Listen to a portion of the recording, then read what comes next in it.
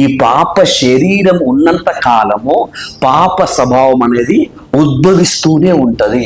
ఇప్పుడు అడుగుతాను, ఆడు ఉండు కదా చింటూ, ఆమె చెమట వస్తుందా అమ్మ? చెమట వస్తుందా? కాదా? వస్తుంది. మరి మీకు తాతకు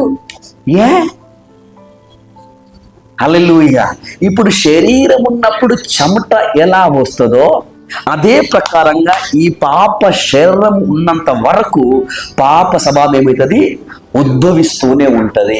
కాబట్టి ఏం చేయాలి? ఇప్పుడు చెప్తున్నా, దేవుని సేవకులమైన మేము తింటున్నారా? మంచిగా తినండి అమ్మ, మళ్ళీ తర్వాత నన్ను గొడవ రావద్దు మీరు. క్లియర్ ఇస్తున్నాం. ప్రతి ఆదివారం దేవుడు పంపించినప్పుడల్లా సంపనికే వస్తుంటాం. ఎందుకు వస్తుంటాం? మిమ్మల్ని సంపనికే వస్తుంటాం. కానీ మీ అత్త వస్తుంది, మీ తోటి కోడళ్ళు వస్తారు, బంధువులు వస్తారు. ఎందుకు? మిమ్మల్ని బతికించడానికి. అసలు ఎప్పుడు చచ్చిపోవాలి నువ్వు, కానీ ఎవరు నన్ను బతికిస్తున్నారు? ఎవరు ఏం చేస్తున్నారు? ఎవరు బతికించినా బతకలను సావాలి నువ్వు. చంద్రుడు కనిపిస్తాడు, తీసుకొని రాలేం. నక్షత్రాలు కనిపిస్తాయి, తీసుకొని రాలేం. ఆకాశం కనిపిస్తుంది, తీసుకొని రాలేం. అది మన వల్ల కాదు. హల్లెలూయా. అదే ప్రకారంగా మన కులస్తులు, మన మతస్థులు, మన బంధుమిత్రులు, మన స్నేహితులు, మన శ్రేయభిలాషులు, మన కుటుంబ సభ్యులు, మన రక్త సంబంధులు మనల్ని చూడగలగాలి, మనతో మాట్లాడగలగాలి.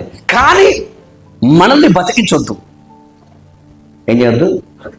అదేంది? ఏ సైడ్కి వచ్చాడు? బతికించకు వచ్చాడు. మరి నేనేమంటున్నా అంటే దీని కోణం ఏంటంటే, మన కులస్తులు, మన మతస్థులు, మన బంధుమిత్రుడేమో పాప విషయమై బతికించడానికి వస్తారు. యేసయ్యనేమో నీతి విషయమై.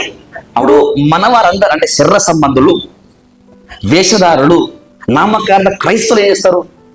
కూర్చుని అవుతామా, కూర్చుని అవుతా కావు పీవు डाल दो, क्या पता कुछ भी फर्क नहीं पड़ता అంటారు అనమాట. అంటే వాళ్ళు ఏం చేస్తున్నారు?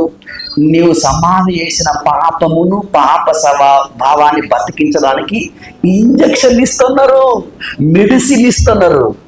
నిజమా అన్నాం అనుకో, బతికితే మళ్ళీ సమాధి బయటకు వస్తుంది. మనం ఎప్పుడైతే పాప విషయమై బ్రతుకుతామో, నీతి విషయమై, దేవుని విషయమై ఏమవుతాం?